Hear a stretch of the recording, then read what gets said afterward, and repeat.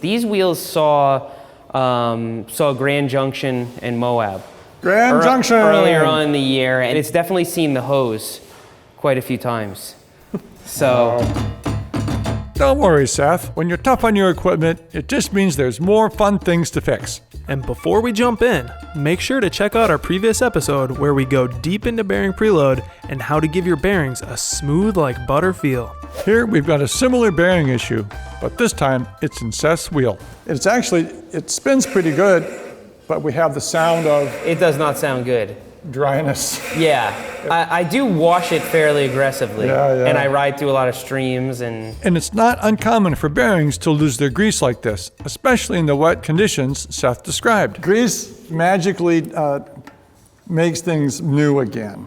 Exercise it a little bit. A little bit. Let's do the other side. And after greasing both bearings, we pop in the seals and give it a test. It's quieter. It's quieter. But there's roughness. So I'm gonna throw this one out there. Yeah. I'm gonna throw... Oh, this is, we're trying to space them just a little bit. Just nice and easy. Flip it and do it again. Because if they've been pushed... So what's this doing? First of all, we don't recommend trying this at home. But what's going on here is we're changing the preload adjustment, similar to the previous video. If you remember, one of the causes of binding or rough feeling in the bearings is excessive preload.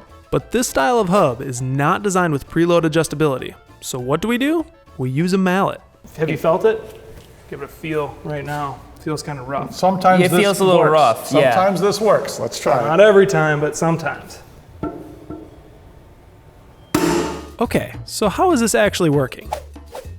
In this style of hub, the cartridge bearings are installed by pressing them in until they bottom out.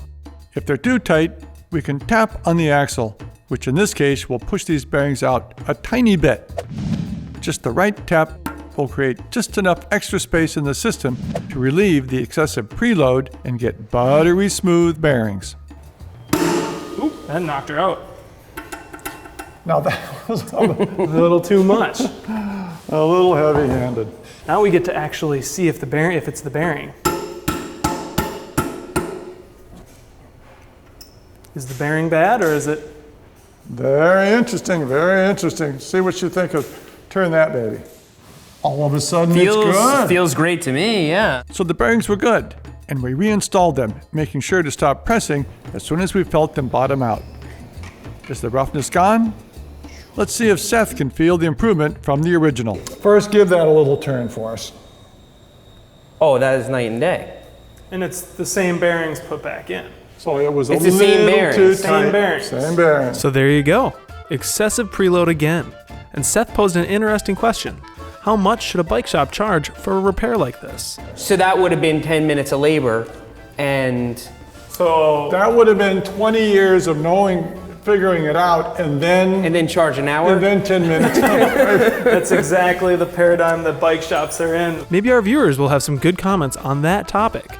But I think we can all agree that the more you understand about what a mechanical system is trying to achieve, the better equipped you are to fix it. And I think we can also agree that Seth has great taste in footwear. But more importantly, he's got good technique with the DAG, as you'll see in our final video of this series.